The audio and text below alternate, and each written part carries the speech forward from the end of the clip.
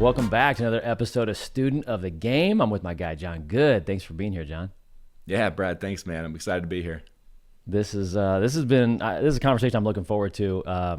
The work that you do in our community really matters, and we're going to get to that here. But Jon Good, Johnny Bueno, as they call you, in your industry. Jon Good. Jon is the owner and publisher of the Fort Wayne Real Producers magazine. You are the national training director for 130 markets nationally. So Real Producers, real quick for those that don't know, is a publication. It's local. It's got a national reach to it, but it's a local publication where they feature realtors and vendors and business partners that are in the real estate community.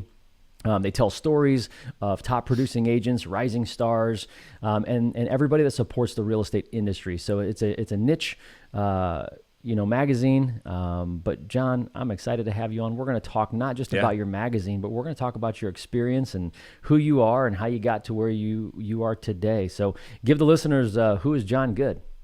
Yeah.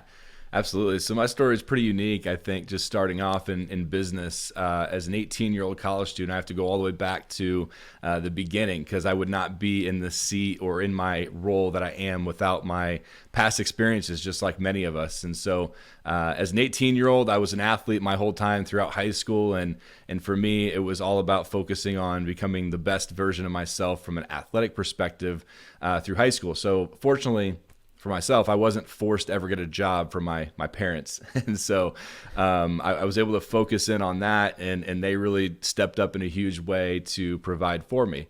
However, as you get closer, being an athlete is a job, by the way. Being an athlete is a job. Yeah, it was definitely a job. It's a full-time thing, going to school, you got practice for hours afterwards and maybe even longer if the coach is mad that day and you're running the sprints, right? All these things. You know how that is, Brad, right? So, absolutely. Keep going. I'm interrupting. I got caught up on you being an athlete, which obviously you're good. So for me, it was interesting because this was my first job ever that I had to go get, and it was between my senior year of high school and my freshman year of college. I ended up attending Bethel College in Mishawaka is where I went to school. So obviously choosing go Pilots, baby. Go Blue, right? Whoever you want to say. I'm not a Michigan fan, but man, we still said that. But go Pilots. For me, it was interesting, though, because I really didn't want to work fast food. I didn't want to work in a factory. I was pretty picky on my first job of where I applied to. But knowing I had a lot of bills to pay coming up throughout school, it was really that first time where my parents started to really kind of push and say, hey, you got to go get something. We can't afford to pay for you all the way through school, right? You got to go take care of yourself. And what happened was I applied to places like Lowe's and Menards and a few different opportunities, and just nothing came back. Didn't get any calls. And one day got a random call from a company that is called Vector Marketing. Some of you might know that name. And I had no idea what the call was about. All I heard as they were breaking up on the phone was South Bend, 45 minutes. Can you be here for an interview? And I heard $15 per appointment. And at that time, that was 2010. And as an 18-year-old, I'm like, that's pretty good money. That sounds something, I'm intrigued by that. And so I sped over to Fort Wayne, or over to South Bend, and ended up walking into a place where there's knives laying everywhere. And I about walked out of the door. And you can imagine how that was. I'm like, what is this? Like, what am I walking into right now? And lo and behold, it was Cutco cutlery, if you guys are familiar with that. And amazing cutlery, by the way. It's the best. I got some cuts to prove it. They are sharp. I've got some scars for a long time that will be with me through my Cutco years. As a student of the game, I'm a shameless plug. As a student of the game right now, I will say pre-Cutco, didn't know the difference. Now that we have Cutco, I won't cut my steak with any other knife. They're the real deal. Yeah, if all of our steak knives are dirty, I'm going to clean one just so that I can cut my steak. They're amazing. Yeah, they're the real deal. So being pretty naive as an 18-year-old, I listened to their pitch on why I should potentially want to work here, and I bought in hard, like really hard. And I said, why not? Why can't I do this? And looking back on this, just as a little funny plug that I'll always share is my parents, even when I was like 5, 6 years old, always said, you should be a salesperson, because I was always trying to sell them on what we should have for dinner, where we should go for fun. That was me. And so full circle moment for me jumping into this as an 18-year-old.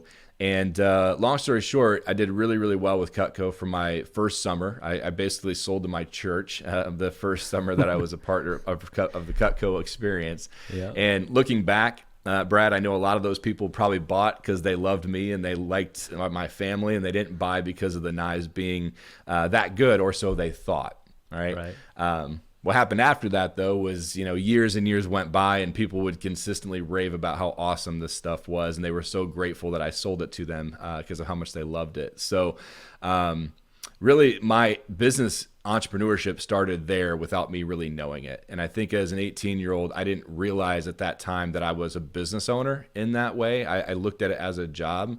And it took me a couple years to understand that this is really my business. I get to choose when I work. I have to learn how to prospect. I have to learn how to call when I don't want to, and show up consistently. And what was that moment? I want to interrupt. Yeah, what was go that ahead. moment what was that moment when you're like, okay, this is a business now? Like, Yeah. because I have this conversation a lot with people, and for me, it has a lot to do with tracking. Like, I think a lot of salespeople and a lot of people say that they have a business because they have a database, but when you don't track and you don't run it like a true business, like you just have a list of relationships. So, what was it for you, John? It was that light switch that said, I have a business. So you hit it spot on. I was pretty terrible at organization at that point, and even when I got referrals from people, I would just have written sheets of just lists of people on my desk or at college. And, my organization was really bad. And it took a lot of going to conferences and learning from people who had done this before me and who are running and doing Cutco full time as a career. That eye-opening kind of message that I heard at one of the conferences was really where it just, propelled me to say, this is my own business. Like, I've got to clean this stuff up. We got to have a system. We got to create some things. We've got to, make sure we have enough leads in the pipeline to prospect and then go meet on a regular basis. And so it only took maybe a year or so for me to really kind of come to that conclusion. Because it only took me about a year also, Brad, to really understand that I wanted to do this for a pretty long time. I loved it. I absolutely loved the opportunity. The amount of money I could make as a college student was amazing. Just the opportunity for growth in different ways. So your parents are excited about your success? Yeah, they were. It took them a little bit, obviously jumping into a role that is selling, knives, coming home and telling someone that's what you're going to do for your summer job. You're going to get some weird looks from family members, which definitely was the case. What do you do? They were always. Let me show you how to cut this watermelon. Yeah, let me just show you real quick. Let me just carry a bunch of knives into people's homes. Right, these are what we did all the time. So they definitely were supportive the whole time, but it was really after that first summer where they saw, the money that I made and the opportunity that I had to really do this around school and be flexible and not have to go in a 9 to 5 on a weekend to work. That was really what propelled me there. And so as I started to see success with Cutco, my trajectory in college actually changed a little bit because of my experience here. And so like most college students, I don't think many people know exactly what they want to do going into college. And I was in that boat. I knew I liked math. I liked numbers. I liked creating things. And so I'm like, oh, engineering, that would make sense. Let's go for that. And part of my reason I went to Bethel was they had a cool opportunity with Notre Dame to basically attend Bethel for 3 years, go to Notre Dame for 2 years. And so I was really intrigued by that initially. Well, it's funny how the Lord works, right, Brad, in different scenarios and situations. And when doors open, some close and vice versa. And it was about 2 years into my endeavor at Bethel that I had done really well with Cutco already. I just knew that I was being called to business ownership, entrepreneurship. I loved it. And I was hating my classes more and more with the numbers and all of these types of things. So for me, I started really just focusing in on that and growing my business throughout college for Cutco. And why this ties into what I do now is because, once again, doors open and opportunities present themselves, I believe, when you step into it with a step of faith. And when you take that step of faith, it's amazing what can happen in your life and in your business. And 2015 was a life-changing year for me. This was a year after college. And so I was living at home with my parents for that year and just doing Cutco full-time as I figured out my next steps. And I was always intrigued within Cutco of their closing gift division. And Brad, what we did with the closing gifts was with agents, with lenders, with business owners, we would take the knife and we would engrave it with their logo, their name, their phone number. And as you have already alluded to, the knife is something that never goes bad. It's guaranteed forever. And imagine having your name in front of your client every single day when they pick up their knife 3 to 5 times per day.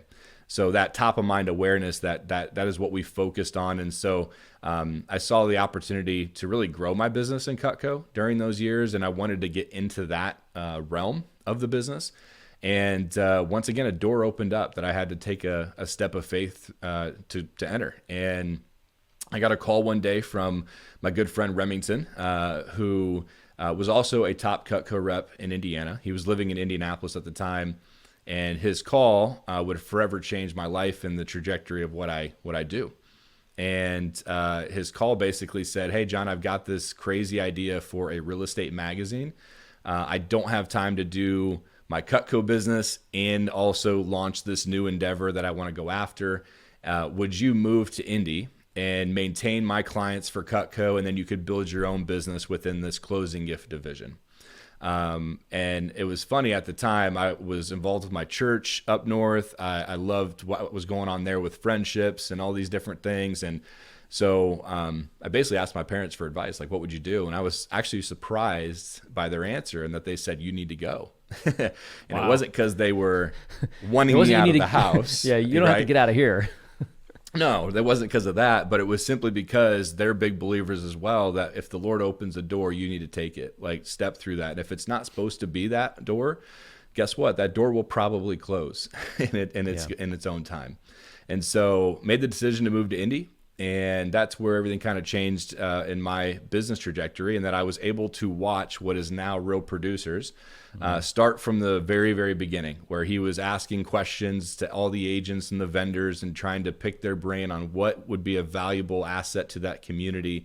And he created it. And long story short, I maintained his business for about 4 years in Indianapolis, and then the opportunity opened up for me to move up north, back closer to home, to Fort Wayne, where we are now, to ramp up and launch what is now Fort Wayne Real Producers. And that was been in 2017 is when that was. So wow. So real quick, I'll stop there for now, because that's the beginning part of the story. That's amazing, because this is not a real estate podcast, by the way, but there's a lot of realtors all over the country that listen to this. So my friends that are realtors out there, thank you for listening and supporting this. You may not have heard the backstory to Real Producers, but you just heard the unedited, unfiltered version of how Real Producers got started, and it was through Cutco. So that's a crazy relationship, right? We say relationships win. We're going to keep saying this on the pod today. Relationships win, and in the game of life, relationships win. And this is just another example, John, how one relationship took you on a path, and then little did you know, years into it, now you're on a new path. So, okay, Real Producers, the national publication for realtors, for top producing agents all over the country. And now you are the owner and publisher in Fort Wayne. Mm-hmm. Yep. And now you're training other owners and publishers all over the country. Yeah. Tell people a little bit about Real Producers, for those that don't know. What is that magazine, and tell us about how that got started. Yeah, absolutely.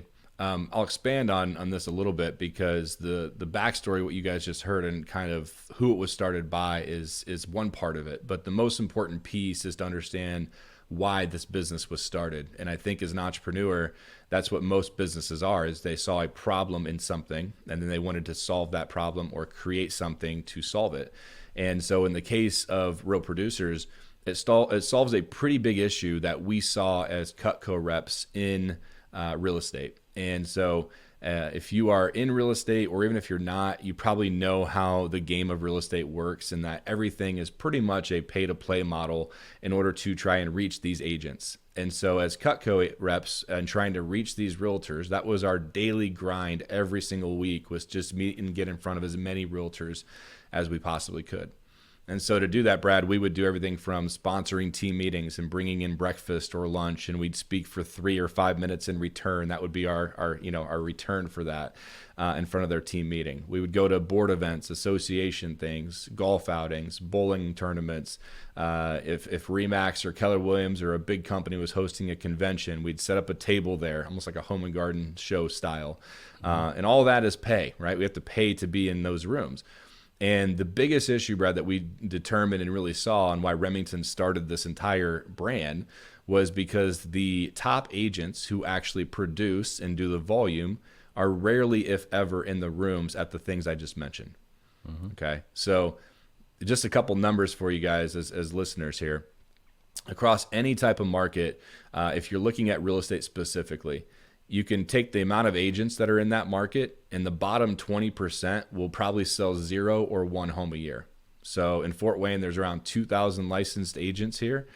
The bottom 500 did zero or 1 transaction last year in 2025 for the whole year. Okay. And by the way, put a pin in that. It actually costs you money to have a license. So for the average listener that doesn't know real estate, it costs us probably about $2,000 to $2,500 a year to maintain all of our licenses. Continuing education, MLS fees. Like there's expenses that are wrapped into just having a license. So 500 people are upside down in their business. Right. Yeah. And they might just have it because they might close a deal every once in a while for a family member, or they want it for a referral or whatever, but the struggle that we always tell what businesses actually have a hard time doing is it's not meeting agents. I jokingly tell my business partners that if you want to meet agents, just go to a coffee shop and have some guts and ask if there's any realtors in the room. And there's probably gonna be 5 hands that shoot up. There's an abundance of realtors across every city in the nation. The struggle most businesses actually have is identifying who is producing. That's the first problem. And then secondly is, once you know who's producing, how do I get a meeting, a coffee, an opportunity to sit down with these people, to build a relationship with them, to connect? And so Real Producers is essentially a connection ecosystem for just the top producers that Brad mentioned already. So in all of our markets across the country, in our big cities, the magazine is something that's earned by the top 500 real producing agents, so the top producing agents in that market. The unique thing about our model, Brad, is that nothing is pay to play for the realtor themselves. There's not a single thing in regards to the feature or receiving the magazine that they pay for. It's basically a trophy or a badge of honor, essentially, is how people see it. And that is because of our amazing vendors who support the publication, who partner with us, who have advertising, who attend our events that we put on. And that goes for, lenders, title companies, inspectors, insurance, HVAC, plumbers. I could go on and on. Really, any business that wants to work with a real estate agent is a good partner opportunity for us. The final thing I'll say on this is that we are very exclusive. And Brad, I know you know that, and I know it's something we resonate a lot on or relate to in both of our businesses, is that we don't just partner with any business that comes to us. We vet people. We make sure that they are the best of the best, because that is who we are working with from an agent side. My reputation as a publisher is on the line. If I refer a client or a vendor out to you, and then Brad, your reputation is also on the line to refer them to your client. So really, that's our biggest thing we focus on, is getting referrals from our top agents, because if they work with Brad Knoll or other people that are great people in our market, we know that they're probably a good vendor to work with. So the second pillar, just briefly, we have events. That's a huge part of what we do. So nationally, in all of our franchising that we do, we have a standard of 4 quarterly social events per year that we host for the top agents and our preferred vendor partners. The key to this is you've got to be an advertising partner with us as a vendor to attend, which flips most real estate events upside down, in the fact that, back to my Cutco days, Brad, I remember going to events and sponsoring things and looking around the room, and it's 80% vendors and 20% agents. And everybody that I was talking to were vendors. And it's just like, that was a big struggle for us, because there's some valuable connections there, yes, but our main prospect is not in the room. And so that's the difference between our rooms and most real estate rooms, is that we have a lot of the top producing agents that come, and then our exclusive vendor partners that support us. So that's the overview, if you will, of Real Producers. Awesome. Well, So, and yep. I'll give you a shout out here because I think what Remington was onto and what you do so well, John, is you ask the question or you kind of pose the question like, how do you get in front of realtors? If you're a small business owner right now and you're trying to get in front of somebody, I think spoiler alert, the answer is add value. How do you get in front of somebody? Add Absolutely. value. How do you get in front of somebody? Build relationships.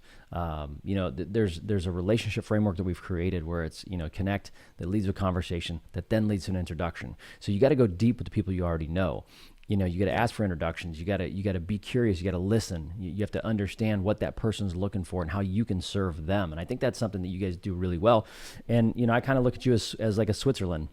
You guys are a neutral party. You're not a real estate company coming in trying to host events for recruiting. You're a neutral party and you're trying to add value. And now your attendance is through the roof. I mean, our team just attended your gala, and it's like every time you guys throw a gala, you need a bigger room, John. No, man. Oh, we'll get to that in a little Very bit. blessed. It's crazy. But we're talking to small business owners here, and I love your story, and I love the story of Real Producers and Cutco and how you kind of came up, and you and Rem have just, you're on a rocket ship, and it's awesome to see you guys, and I know you have your challenges, and I think it's important to talk about those challenges. But as we change gears to this pod here, I think the one thing that the listener can take away is when we start to talk about things that are true. Things that are true are, what's fundamental. And so from your perspective, we talk about mastering the fundamentals. What's fundamental about owning and publishing a magazine? What's fundamental about building community? Like what are the things that, no matter what day of the week it is, it's fundamental for you and your success? Yeah, that's a great question. Our parent company is the N2 company. That is who basically, if to best describe it, they are the Coca-Cola. And underneath that Coca-Cola brand, there's tons of brands. Okay, Real Producers is one of 7 brands underneath that umbrella. So they're the one who makes the magazine luxury. They print it, they mail it, they ship it. They have the rights to the actual printing side of things. And that company has a culture like I've never experienced before. And there are a few core values that the company has, and there's a few that stick out to me, Brad, in that question of like what is needed from a just even perspective to build community. And you already actually touched on the one that is my favorite core value of N2s, and that's add value always. Add value always. That's my number one core value that I love. We have some other ones that are really great too, like make every minute count, be better tomorrow than you are today, embrace we, not me, right? Some of these are very important core values to having a successful business and running a successful company. But that add value always one, a little more in depth on what it says for our brand is it says our clients owe us nothing. It's literally what it says. Our clients owe us nothing. It's our responsibility to add value to people in order for them to see the value and then obviously be with you forever, right? So our definition in our business of a successful relationship or a community that we're building successfully is are people renewing from a vendor perspective? Our agents are you adding value now? Right. Are we adding value now consistently to these people? Right. From an agent perspective, I think it's a relationship. Sorry to interrupt. I think it's a relationship tool. I think if my wife listens to this, she's going to ask me, Brad, are you adding value now to our family? My kids look at me, and no matter if I put food on the table or not, they're going to ask me, and they're not going to use their words. I think this is really important for everybody to understand. People don't always use their words when they ask, what value are you adding? If you're sitting in front of a salesperson or if you're sitting in front of a client and they ask you what value are you going to add to my life, well, that's easy because they just tipped you off on what they're looking for. But everybody is asking right now, what value are you adding? And I think if you can approach every relationship you have, whether it's a aging parent or whether it's your kids, whether it's your spouse or your partner or your employees or your staff or your team, how can I add value today? How can I add value right now? I think I go back little South Bend for you here. The great Lou Holtz, rest in peace. And Lou Holtz was famous for turning losing football programs around. And somebody asked him like how he does it. What's his definition of success? And he answered it with win. I turn programs around because I win. And win was an acronym for what's important now. And every minute of the day he would go through and he would look at this acronym and he would think to himself, what's important now? Okay, it's Tuesday afternoon. What's important now? It's Wednesday morning. What's important now? It's Saturday afternoon. What's important now? And he goes, if we can just always answer that question, what's important right now, And a lot of that has to do with adding value. So John, I'm Yeah. riffing a little bit here, but I good. want to highlight the fact that, adding value today, adding value right now, adding value to the person who's in front of you is a game changer when it comes to, progress in the work that we do.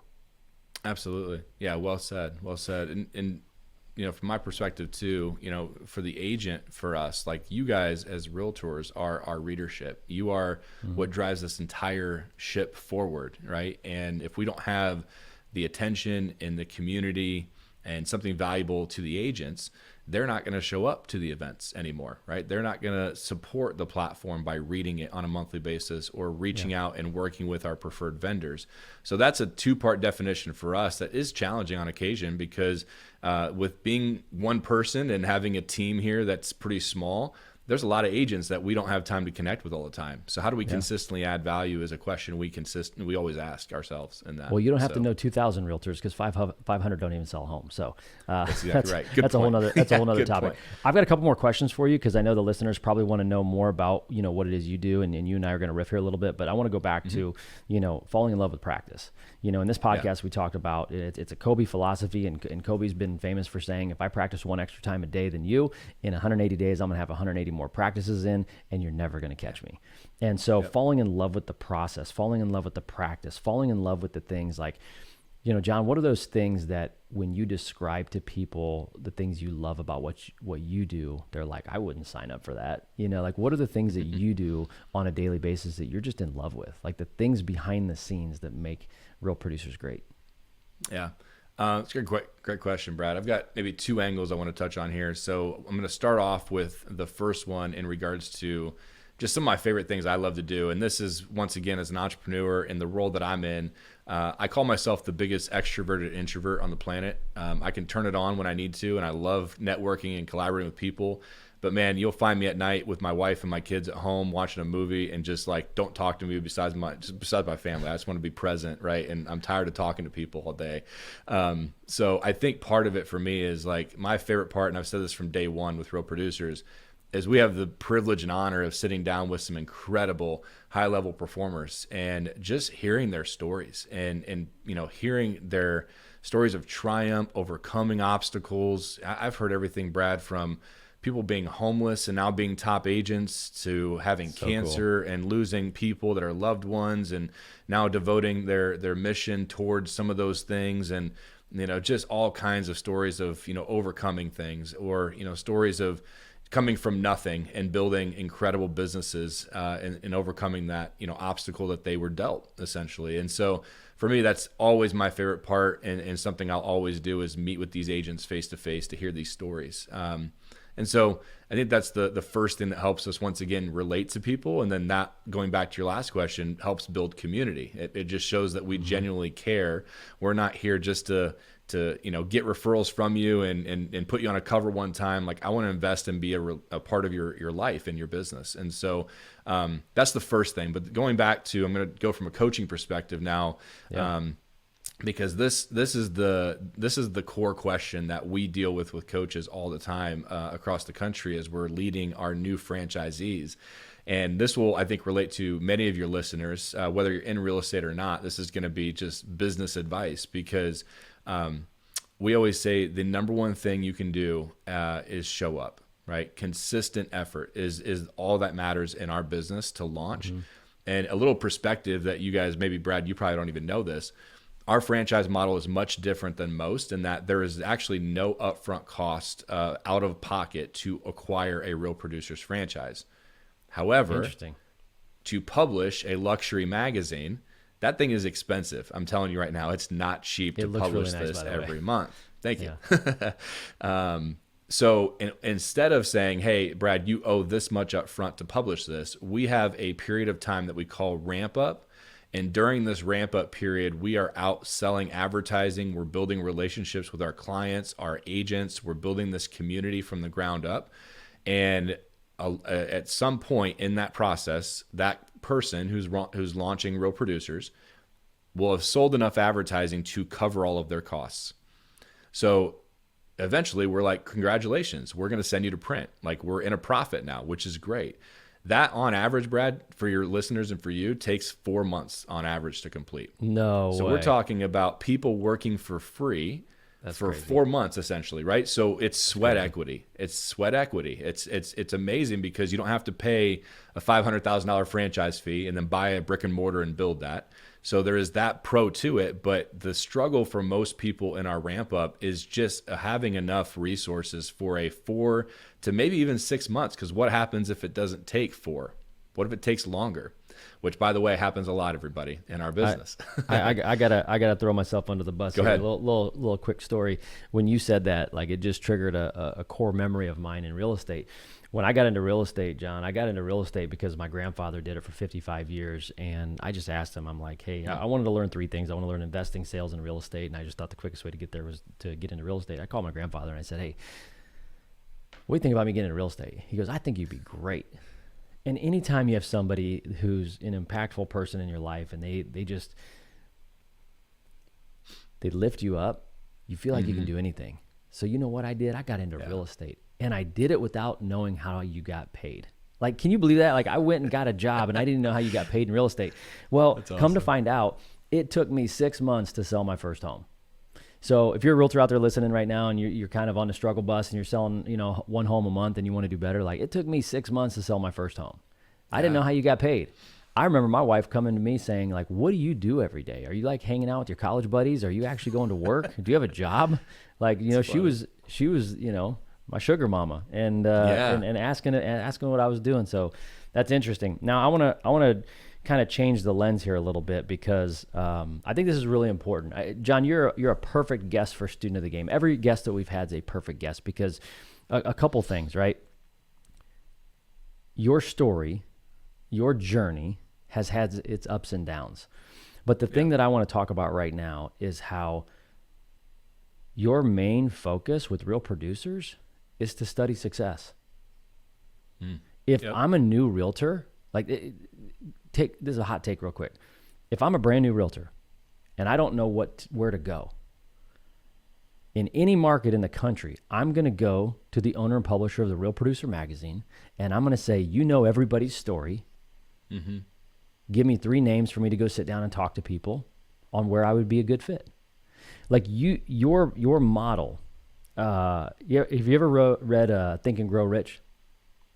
I have not. I need to. It's Napoleon Hill. Napoleon Hill. So you remind me of the modern day Napoleon Hill. Napoleon Hill is somebody who wanted to go to Andrew Carnegie, one of the most wealthiest people in the world. He went to Andrew Carnegie and he said, hey, would you mentor me? And Andrew Carnegie said, I will not mentor you, but I'll give you my Rolodex of people that I know.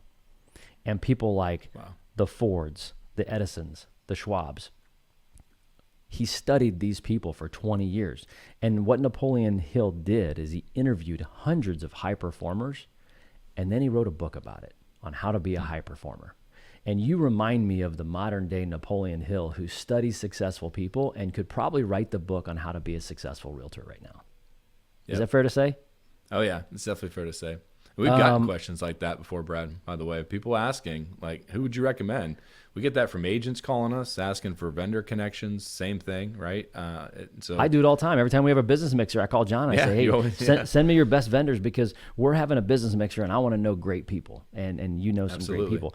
And there's proximity, right? Like, you say you go to coffee shops, you meet with realtors, you meet with vendors. There's proximity. Like you're actually out being proactive. These are all things that, if you don't, I'll go back to falling in love with the practice. If you're somebody who doesn't like to hear other people's story, this probably isn't a good job for you. This is not a good career move. When you have to hear other people's story, I have to imagine hearing other people's story, John, is part of what you love about this. 100%. Yeah.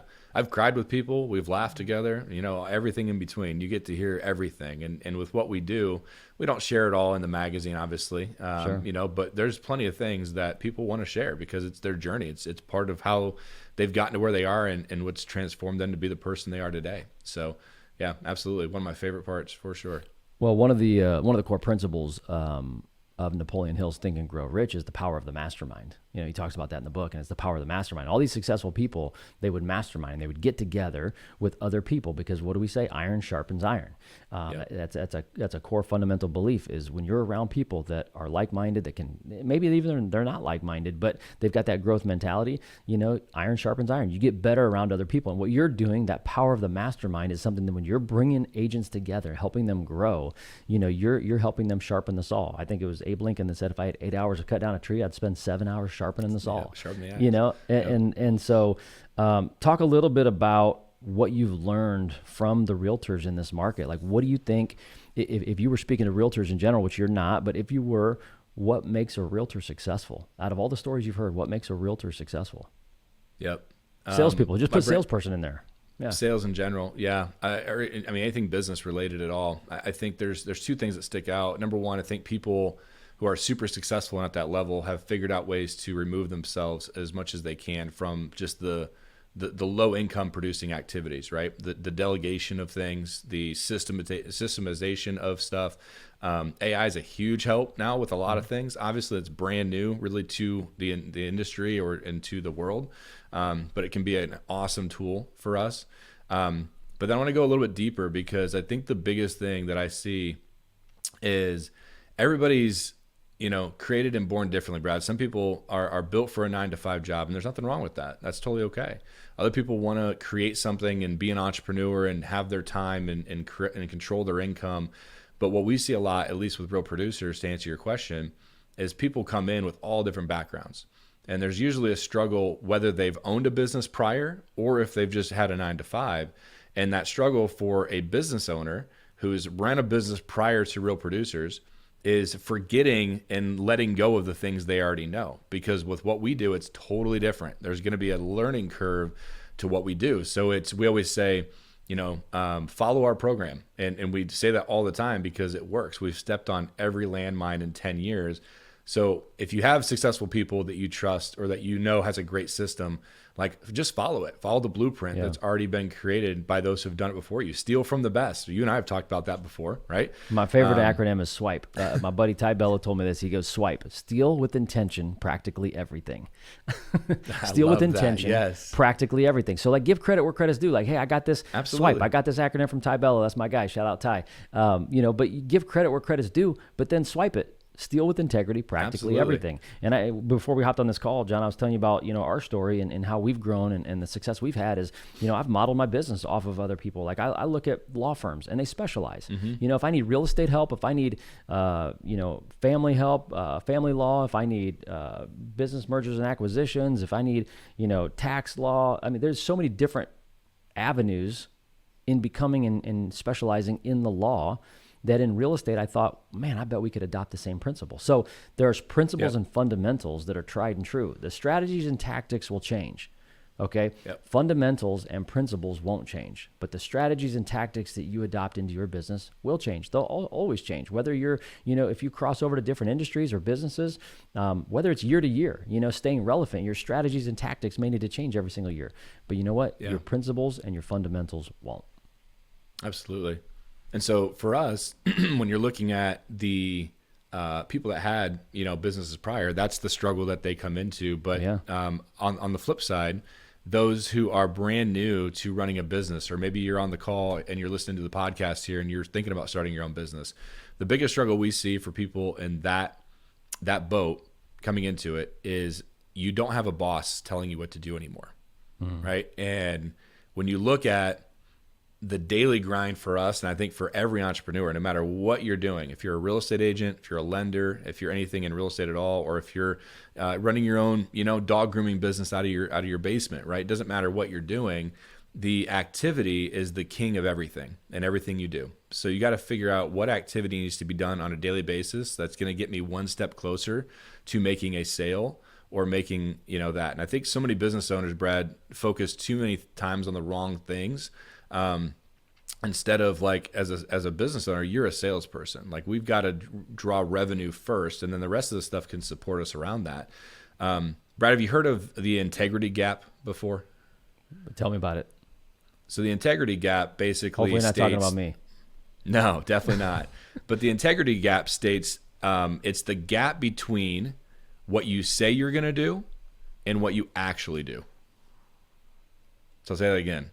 It's the gap between what you say you're going to do versus what you're actually doing. Oh, that's so good.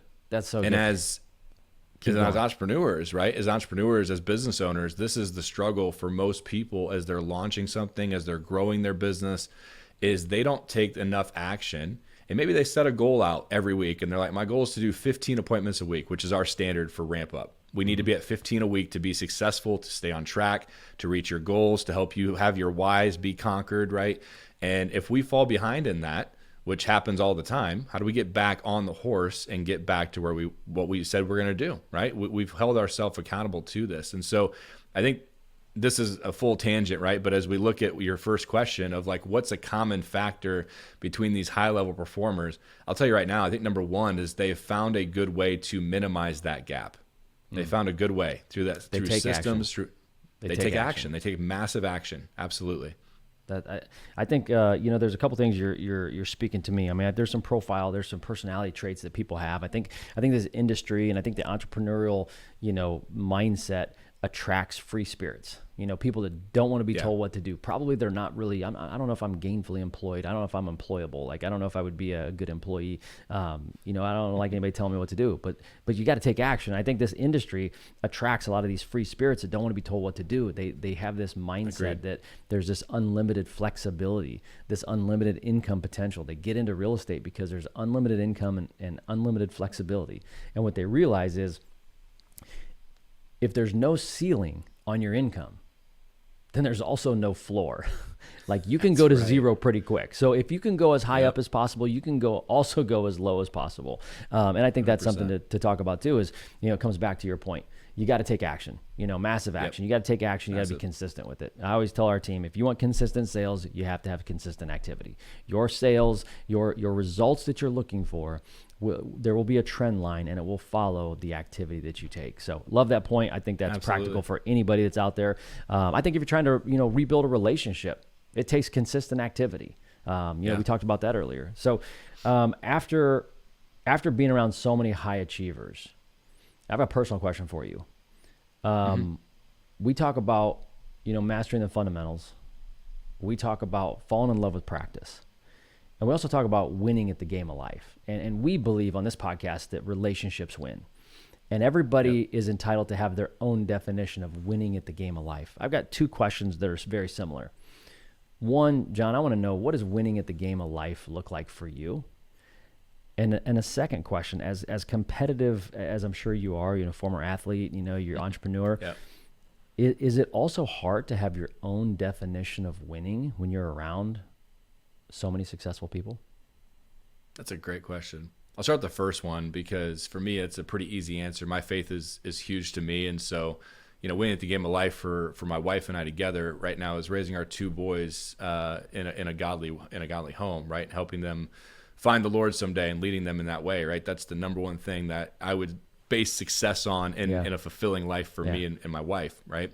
But looking at a business perspective and to kind of answer your second question, I've found over the years that if you give, you'll always receive in return. And especially when you give with a heart that's not intending to get something back, right? If you just give out of the kindness of your heart to people's relationships, helping them connect, helping them grow in their business.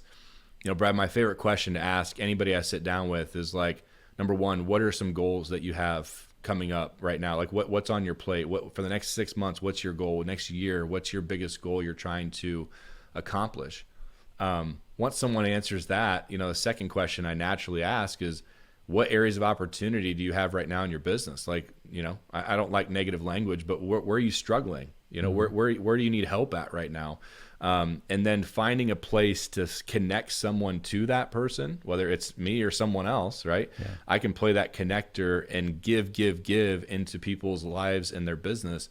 And for me, that's a huge part of like looking at a fulfillment for my life and our business model and everything that we do is I love being that middleman connector and just having great people. As you've said well before, relationships are how we win in this business. And ultimately, it's how we win in life in general. Take business out of it. We're not meant to do life on our own. We need people. And so for me, if we can help connect people in that way, that is for me one of my biggest joys in what I do, and really our life goal. So. Wow, I love it. I love the definition of winning. I love it. It's I don't know if you heard what I heard, but John, your answer was very principled centered. We're all a work in progress, but something tells me you've done a lot of work on yourself. You're a humble guy. You've had a lot of success, but the reason you've had that success is because you serve others. That's the reason why you're on this podcast, is you've been a student of the game, and you're just trying to continue to give more than you receive. And I appreciate that. As we wrap up, a lot of times these kids these days, my kids be like, Dad, give this man his flowers, give that lady her flowers. And it just means like send them the accolades, give them the appreciation, right? It's their time to shine. Give this person their flowers. When it comes to relationships in your life, like who's gotten you to where you are today? Who's somebody you want to send some flowers to today? Man, it's a good question. I feel like I need to list a few here because there's so many that have poured into that, but just a couple at top of my mind. Easily my wife, number one. I tell people all the time, and I truly mean this, she has a way harder job at home with my 2-year-old and my 5-year-old than I do in my business. So her job infinitely is harder than mine, but that makes me available to do what I love and to do what I do to support our family, right? So kudos and flowers to her every single day of the week. I know what she puts up with. And shout out Marissa. Oh, man, Marissa is the best. You outkicked your coverage on that one, buddy. Yeah. Oh, no doubt I did. No doubt. So that's my first one. But I would also, point back to, the beginning of my story. Like, my parents have always been so supportive of me. And, we've got 2 younger brothers, Brad, that both have an entrepreneurial spirit. My youngest brother runs an Amazon kind of business with shipping stuff and creating an awesome business for himself. My middle brother does trading and all kinds of things. So like my parents joke, they don't know where we got this from because they've never been that way. And it scares them to know what I do. And they're like, oh my word, I could never do this. Right. Yeah. But kudos to them, even though we've thought differently than them growing up, and even nowadays, they've been the most supportive people ever in my entire life that I've ever met. So shout out to them. And then business related, I have to give it to Remington on this one. I mean, once again, it's cool how God puts people in your life at the right time. And looking back at my journey and my story, I would not be sitting here on this podcast in the role that I'm in, and really doing what I love wholeheartedly if it wasn't for him, calling me that day in 2015 and offering that door to be opened. And it's so cool. If your readers or listeners can hear anything, it's just step into a door that's open, right? I'm a big believer that, especially from a faith standpoint, God will not act unless we take a step of faith first. You can look at that in the Bible and think about, Noah building an ark for how many years, Brad, before the flood came. Like, that's crazy to think about how much faith he had to have in order for that to come. Yeah, everybody was laughing at him for 100 years pretty much. And then, Moses, the Red Sea would not have parted if he didn't take a step of faith and put the rod in the staff in the water, right? And so once again, if the door is open to you, take it. And what's cool is I truly believe if it's not the right door, it will close. It will show you that that's not the right place that you're supposed to put your time or your effort. But man, taking some risk is obviously a big part of being a business owner, right, Brad? Yeah. Especially with what we did of launching something that it's a concept. When I brought this here, it's something where we didn't get paid for 4 months, right, to ramp it up, or maybe 5 or 6 if it takes longer. There's a lot of steps of faith in that to pour into that, but risk, in my opinion, is always worth it in the end of the day, as long as you stick to those principles that we've talked about today. Amen. I love it. John, this has been awesome. Thank you so much for sharing your journey. And I hope the listeners, when you listen to Student of the Game, I hope you don't listen to a guy that has it figured out. I hope you listen to a guy that's just like you. Maybe I'm just a little different. Maybe I'm a little further on the journey. Maybe I'm a little behind on the journey than you, the listener. And I'm bringing guests on that are the exact same way. John, you talked today, about taking risks. I've got some things on my plate right now that I need to decide if we want to take that risk. I got some things on my plate right now that there's some gaps and there's some challenges. I got some things on my plate right now that I have great intentions that maybe I haven't taken action like I should. And today, if there's one listener and it's me today, this is a great reminder for me. So if you're out there listening and you're thinking to yourself, like, man, these 2 guys have it figured out, like, we're literally just sharing. We're sharing, in the middle of the game. Yeah, in the middle of the game. And we're just here to remind you that relationships win. Jon, thank you for sharing your story. Thank you for being an amazing, amazing advocate for the realtor community here in Fort Wayne. And thank you for the coaching that you do.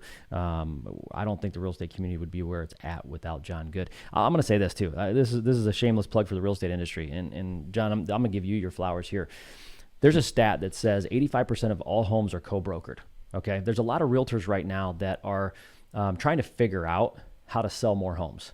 They're doing TikToks and they're doing video and they're doing creative video and they're using AI and they're using all of these gimmicks, which are all great. And I'm not taking away any of that. But fundamentals, if this is a podcast talking about fundamentals, what's fundamental about selling real estate? There has been a stat for over 2 decades that says 85% of homes that are sold are co-brokered, meaning one person's representing the buyer, one person's representing the seller. Yep. It would be in every realtor's best interest to make friends with your competition, to make friends with partners in your same industry. And I just want to say this right now. I'll tell you, I know exactly when my business changed is when I stopped looking at my realtors as competition and I started to collaborate with them. When I started to mastermind and network with realtors, my business doubled. And if you're hearing anything, whatever industry you're in, stop competing. Please stop competing. And it took somebody like Jon and real producers to come into our market for a lot of people to see that. And we now have realtors that we enjoy doing real estate transactions. We look forward to doing real estate transactions with because of what you've provided. So Jon, I'm giving you your flowers today. Thank you so much for the work you guys do. Thank you so much. It's been an honor to be on the podcast. And thanks, Brad, for all you do and supporting us. We appreciate you. Absolutely. If you're a realtor listening to this, if you're a home buyer or seller listening to this and you want to check out our other episodes of Moving Fort Wayne, we do have another podcast that's real estate specific. This is our small business podcast. So if you want to learn how to master the fundamentals, fall in love with practice, and win at the game of life, that's what we're here to do today. Jon, thanks for being a guest.